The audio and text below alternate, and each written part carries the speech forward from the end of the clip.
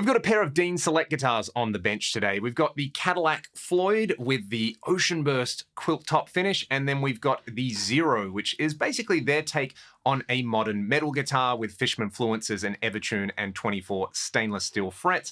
This is a little bit more of a classic rock vibe, kind of blending your Explorer and Les Paul style aesthetics. We're going to start out on the Zero, take a little bit of a close-up at it, and more importantly, hear some sounds. Then we will check out the Cadillac. For a lot of people, this is going to be the definitive modern metal guitar setup. It's a slightly pointier Explorer style body, and you've got a pair of Fishman Fluence humbuckers and an Evertune bridge. There's a volume control per pickup wired up to a three-way switch, and I actually kind of like that the three-way switch moves in this direction rather than kind of up and down if you were playing this on a Strat. Then there is a voicing push-pull over here for the Fluence pickups. That's a master tone control on there. It's a flame maple top. I'm not sure if this is a solid maple top or just a veneer on there, and the back is a mahogany body. One thing that I like about the back on this guitar is basically a gloss black. There's a battery compartment on here, very handy if you're using active pickups. I've got a couple of guitars with active pickups, and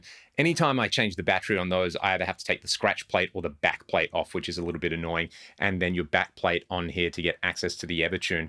One small gripe, in my opinion, for a guitar at this price point, I like that the control cavity has a plate that is flush. I kind of also wish that this was flush on here, but you know, Fender do the same thing with just about every Strat that they do, so that's not exactly out of place. I just feel like it could have made the whole thing a little bit classier. One thing that does feel classy on these Select guitars is the fact that the main playing area of the neck is this matte finish on there. Very slick, very fast, and you don't get that kind of tacky feeling like you can get on guitars like this. Then, if we go over to the fretboard, we've got 24 stainless steel frets, an ebony board on here. The overall fret edges are relatively tidy. They're not the cleanest that I've ever seen, but they are also in no way sloppy. They're totally fine. And then the headstock has a matching flame maple veneer on there. These are non-locking tuners, and the nut is pretty tight and tidy as well. Again, pretty standard stuff that I would expect on a guitar at this price point, but the proof is in the pudding, as they say. So let's make some noise with this thing.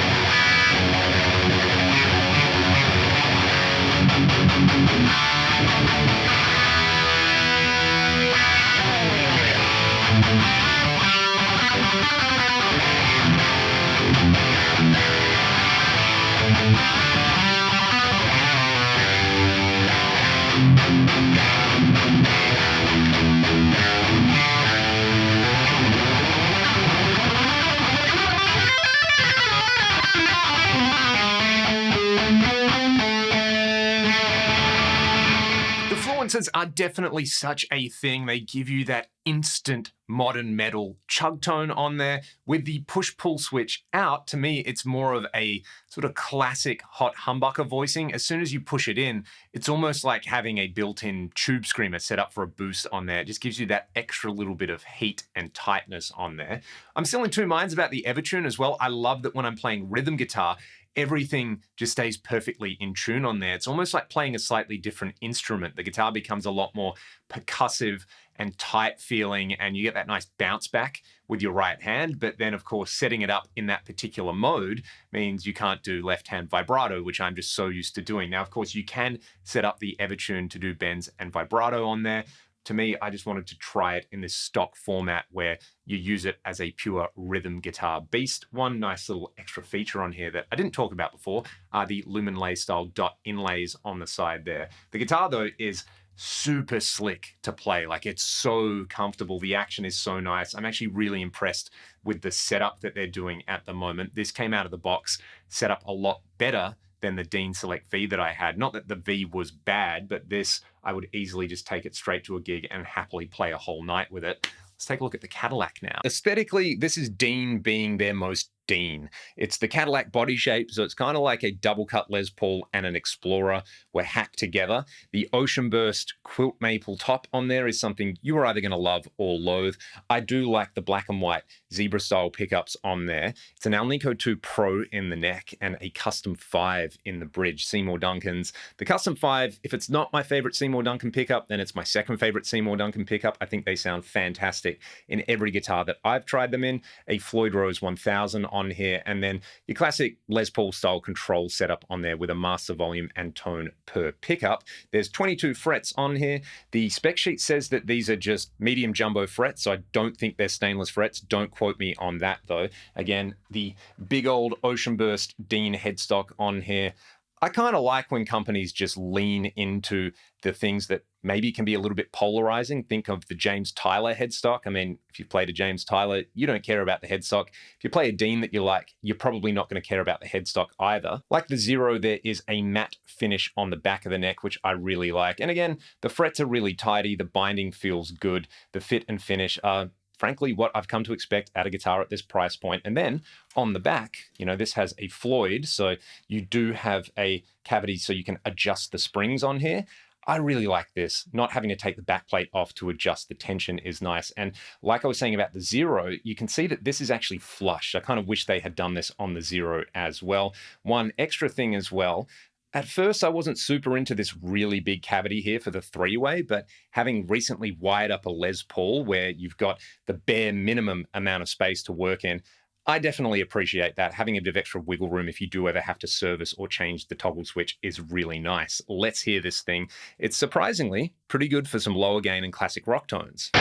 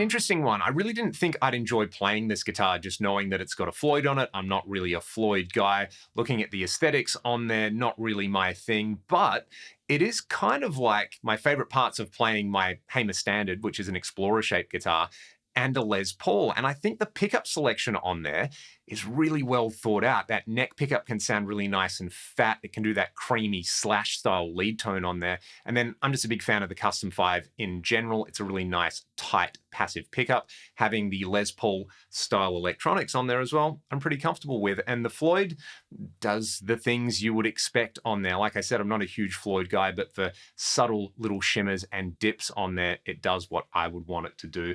The neck, again, with that matte finish, I think is really nice. So this one probably surprised me a little bit more than the Zero. Looking at the Zero and knowing the spec and the price point, I expected it to be a super slick guitar. I was a little bit unsure about the Cadillac though, but yeah, this is fun.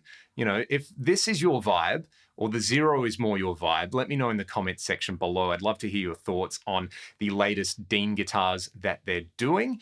Also, a big thank you to James and Drew at DI Music for making these videos happen. This was a lot of fun to play both of these guitars and make a whole bunch of noise. I'll put a link to them in the video description. And if you like what I'm doing here on the channel and you'd like to see more videos like this, consider supporting me on Patreon or by buying some of the music that I make with my band Ragdoll. I'll see you on the next one.